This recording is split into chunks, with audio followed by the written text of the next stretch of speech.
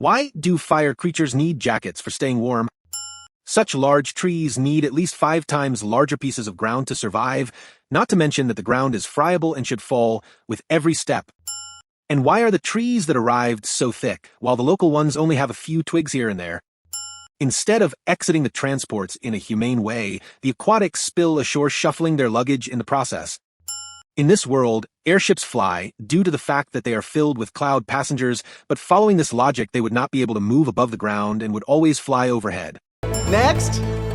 If the passport attendant says, next, it means that Bernie and Cinder are not the first people he stamps today, so his nose should already be ink stained. But instead it is perfectly clean. In a city where part of the population might die because of water, there is a transportation vehicle that floods everyone with water. It is as if in the real world people have trains pouring acid on the heads of passersby. Cinder, instead of standing in the corner, chooses to stand a meter away from the water that could kill her instantly. This world is absurd. The fires are walking pyromaniacs and the water kills them, but for some unknown reason, they have full access to every place where they can burn everything around them at any time with a careless movement or die instantly. They cannot go to exhibitions, although they should not be allowed anywhere except in fireproof areas where there is no one but them. The parents of the heroine come across a super cheap house on the first day of their arrival, although in a metropolis it is impossible to find cheap houses even in poor neighborhoods. And why is it full of pipes, as if it were not an apartment but a boiler? For what reason do aquatics visit a store that sells only fire products? How about you take it today? For real? But if she has been serving customers since she was little, why is she now so amazed by something so normal? And of course, as soon as Amber gets behind the counter, the first customer will be a thief trying to rob her. A lot of merchandise is on fire. It needs to be put out urgently, but the father just stands around and chats with his daughter as if nothing has happened. And several years have passed, and the heroine is still catching fire, setting her parents' store on fire. This business should have long ago literally burned down, not only because of the regular loss of merchandise, but also because of the refusal of customers to come here because of the psychotic chick who is supposed to take care of her outbursts. It is not normal for Amber to take everything in her mouth directly from the floor. And okay that she easily melts the glass mass, but to make a piece of glass the right size and geometry with perfect precision is a bit much. Why do the fires use the pieces of wood as pillows that need to be changed every day? The heroine's scooter does not fall to the ground by sheer magic. And it delivers orders not only to addresses, but also by simply giving them to someone on the street in random places. And one of the orders is a large log that definitely wasn't on the scooter. Bernie, letting his daughter work alone for the first time, chooses the busiest day of the year, knowing full well that she has problems with temper outbursts. Oh, whoa! They're all the same. Just take one from the top. How about arranging the products in a humane way instead of having to reach for them with a ladder? And of course, just when Amber needs to keep calm, the customers are 95% idiots, as if they set themselves the task of driving her crazy. And the best place to vent is their own warehouse with flammable goods and flimsy pipes. It seems rather strange that the family lived for years in a house full of rotten water pipes and did not even try to dismantle all that potential for death as soon as possible in the first few days after moving in. It is much better to sit by a time bomb until it goes off. That pipe squished me all out of shape. If you don't like this form, then why did you start doing gymnastic poses? I also don't understand why Wade fined the family for building a water main without a license when it was actually already there when they rented the place. There are a bang of fire passengers in the station. On the train, for some reason, there are aquatics. The last-second rescue cliché. And why are there no lights on this train, and everyone is traveling in total darkness? Wade runs as fast as he can to get away from the crazy woman chasing him. Then seconds later, for no reason at all, he starts walking again as if he had forgotten all about her. Amber pulls out an umbrella, which is immediately burned, and I don't understand why Amber is carrying it if this is going to burn every time anyway. This is called stealing. But I can take you there so you can plead your case. But if everyone else follows the rules of the municipality, why shouldn't the store be fined just because it belongs to a foreign family? It's reverse racism like that. Plot hole. The heroine catches fire and incinerates the entire room in an instant, leaving for some reason unharmed Wade, who stands beside her at arm's length. But in the finale, this one dies evaporated precisely because of his own heat. I'm not getting it honestly. Same with a piece of paper. It doesn't even think about burning in Amber's hands, only to catch fire in her hands later in the story. When the heroine escaped, there was only one leak in the basement.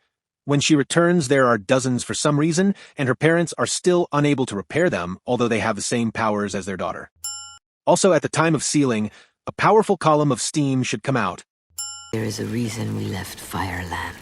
Parents always have a moving story for their children, which for some reason they decided to tell now instead of a dozen years ago. Porto via tutto, che abbandonare la nostra casa, ogni cosa. Era l'unico modo per costruirci una vita. But the two could stay in their land and build a business from scratch there. What sense does it make to move to a foreign country and do exactly the same thing there, only in poverty, racism, and without any help from family? Wade's bag catches fire instantly as if doused with gasoline. And this is where the coincidences of the film are unleashed. Gale has gone to a sports game and Wade, absolutely by chance, not only heads there exactly, but also has an extra ticket. Of course, to get there, he has to pass between two rows of water-only people. Lumen? Yeah, a fire shop with 30 citations. How does she remember precisely the infractions of each venue she is notified of on her desk? Do mind. This is my life we're talking about, not... Yes, Amber, that's exactly how you should talk to someone who determines the future of your family. If I were you, I would also kick her in the face to convince her. As soon as Wade starts the chorus saying she loves him, out of nowhere a sign appears with the exact words written on it. Where does he pull these huge umbrellas from every time? And Wade starts this wave knowing full well that it could literally kill half from the present and his new beloved who arrived with him. Even if he motivates a player, it still won't change anything, as the home team is losing 3-42. Caps made of dynamite are apparently sold as souvenirs in this stadium. Wade flies into the basement with a loud scream, although when we were shown this moment at the beginning of the film, no one flew out of there and no one screamed. Also, if Wade was at the beginning of the flow, he should have come out at the moment of the break, and not at the end when Amber seals the hole. The full moon cliché can never be missed in movies. Wade acts as if he is about to drown, even though he is not only made of water and can live underwater, but can even absorb it to gain mass and strength. Apparently, the feminists also needed to include here a whiny, insecure boy who is afraid of even his own element. Do we need to fix the hole in the gate as soon as possible? Nothing easier. The screenwriter has piled up quite a few sandbags on hand. Amber showed up for her date with Wade wearing a hooded jacket, which suddenly disappears, and the hood becomes part of her dress. Why are Wade's eyes in the vase noticed by no one in the room except Amber? Tons of cement dust. Half the guys still haven't recovered. Because they won't help us. Wade, Gale's dead. But workers have a legal duty to prevent accidents and repair leaks regardless of their personal relationships with anyone. And there's one thing I didn't understand.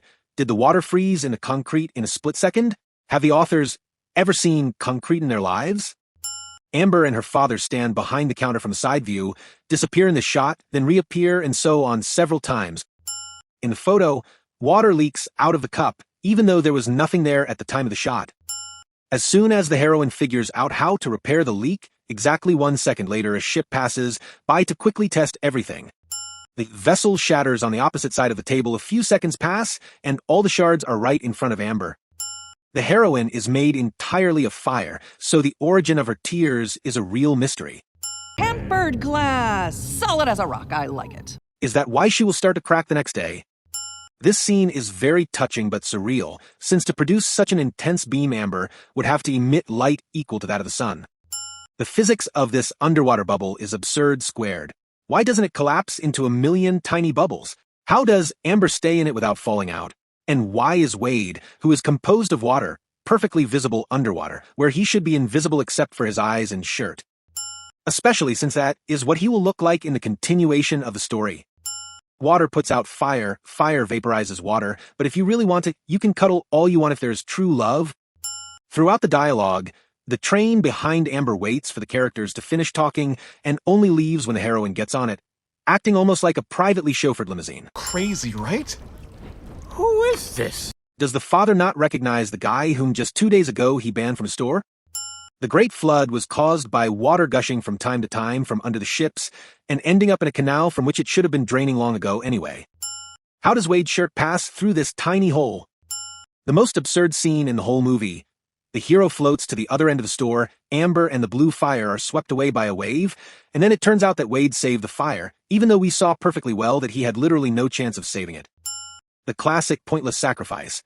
Wade is vaporized, but if Amber has such firepower that she can create dams with tons of molten sand, why didn't she just melt all the trash clogging the chimney?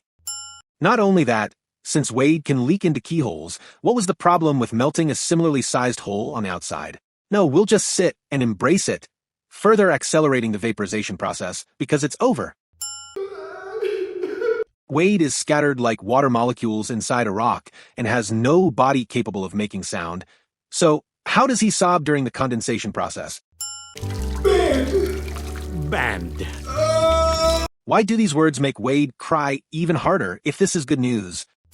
And there were no clothes in front of him, the shirt appeared out of nowhere.